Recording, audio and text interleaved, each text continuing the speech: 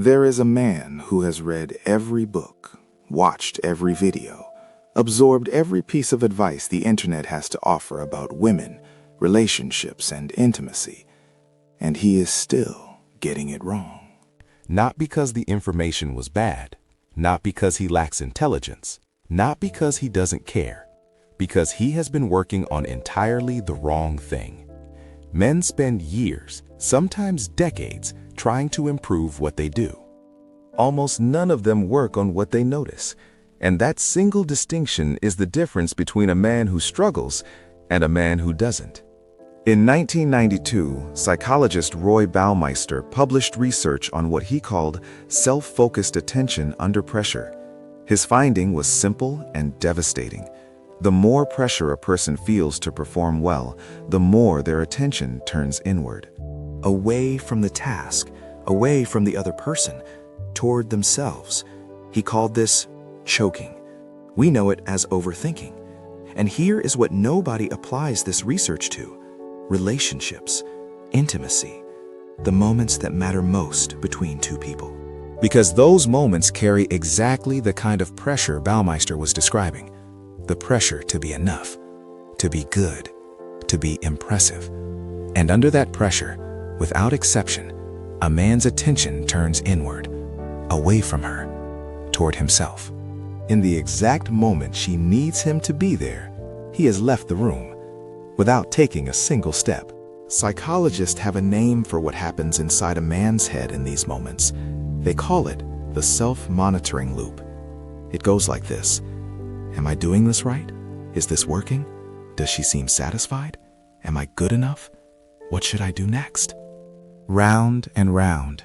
This loop is not harmless background noise. It is consuming, actively and completely, the exact cognitive and emotional bandwidth that should be directed at her. A 2011 study published in the journal Cognitive Therapy and Research found that self-focused attention during social interactions significantly reduced a person's ability to accurately perceive the emotional state of others.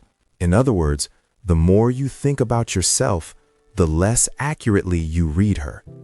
And here is the part that makes this loop so dangerous.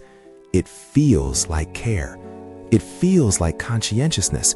It feels like you are trying to get it right for her. But from her side of the experience, she is with a man whose attention is somewhere else entirely. She can feel it. She may not be able to name it, but she feels it every time. There are two kinds of men in any intimate or emotionally charged moment. The first kind has a sequence. He knows what comes next. He follows the plan. He executes the steps. He has technique. The second kind has attention. He doesn't follow a plan. He follows her. He notices what is actually happening in real time and responds to that. From the outside, these two men might look identical. From the inside, from her side, they feel completely different. Researchers at the University of Vermont studying couples' emotional attunement found that partners can detect within seconds whether the other person is genuinely present or mentally elsewhere, even without any obvious external signal. They described this as presence detection, an almost automatic social sensing mechanism that evolved precisely because connection requires genuine mutual attention. Women are not imagining this. They are detecting something real. The first man, the one with the sequence, feels like being processed, like being serviced, like the interaction is happening to her rather than with her. The second man, the one with attention, feels like being seen, like she is the only thing in the room, like the interaction is built entirely around what is actually happening between them. One produces an experience she will forget. The other produces an experience she will return to in her mind for years. Here is what most men have never been told, and what changes everything once you understand it. Before she responds to anything you do, she responds to your state, not your action, your state. Are you calm? Are you comfortable? Are you present? Or are you somewhere else? Neuroscientist Stephen Porges developed what he called polyvagal theory, a framework for understanding how the human nervous system reads safety and danger in social environments. His research demonstrated that humans, and women in particular, are exquisitely sensitive to co-regulation signals. In plain terms, her nervous system is continuously scanning yours. If your nervous system is dysregulated, anxious, self-monitoring, performance-focused, hers picks this up automatically. Before you have said a word, before you have made a single move, her body has already received the signal. This man is not settled, and an unsettled nervous system produces the opposite of openness. It produces guardedness, tension, withdrawal. The very response men fear most, and the very response their anxiety is producing. This is the loop that no technique can break, because technique operates on the surface, and what she is responding to runs far deeper than the surface. She is responding to who you are in this moment, not what you are doing. So what is the correction? It is not a new technique. It is not more information. It is not a different sequence of actions. It is this: redirected attention. The shift from self-focused to other-focused is, according to research by Dr. John Gottman across 40 years of studying couples, the single most consistent behavioral marker that separates men in satisfying relationships from men in failing ones. Gottman called it turning toward, the micro-moment decision to direct your attention outward rather than inward when the stakes are highest. His research found that couples who stay together long-term turn toward each other, redirected attention toward the other person in 86% of bids for connection.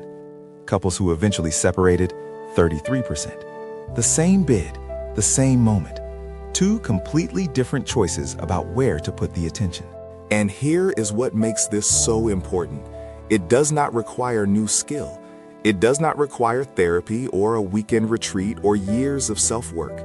It requires one thing: the conscious decision in the moment to redirect your attention from yourself to her. That is it. That is the correction. Simple to understand, genuinely difficult to maintain under pressure, which is exactly why so few men actually do it. So here is what this looks like in practice, not in theory, not as a concept, in your actual life, starting this week. In your next intimate or emotionally significant moment, whether that is in the bedroom, in a difficult conversation, or in a quiet moment where connection is possible, set one internal rule. Every 60 seconds, notice where your attention is. Not where you think it should be, where it actually is. Is it on her, or is it on you? On how this is going, on whether you are getting it right, on what she might be thinking about you. If it is on you, redirect it. No self-criticism, no spiral, no analysis. Just redirect. Back to her. What is she doing right now? What is her energy? Is she leaning in or leaning back? Is she relaxing or tensing? What is the quality of her breath? These are not complicated questions, but they require you to be looking outward to answer them. And looking outward, consistently, deliberately, is the entire practice. Research on attention redirection by Harvard psychologist Ellen Langer, whose work on mindfulness spans 4 decades, found that deliberate attention redirection, practiced consistently, becomes automatic within 3 to 4 weeks of daily application. 3 to 4 weeks. That is how long it takes to rewire the default direction of your attention. Not years, not therapy. 3 to 4 weeks of choosing, deliberately, to notice her instead of yourself. Most men will watch this video, nod along, agree with every word, and then walk back into the same patterns within 24 hours. Not because they didn't understand it, because understanding is not the same as doing. The men who change, the ones who become genuinely different in their relationships, are not the ones who knew the most. They are the ones who chose, in one specific moment, to stop looking inward and look at her instead. That moment is available to you today. Not next week, not after more preparation, today. Stop trying to be good at it. Start paying attention.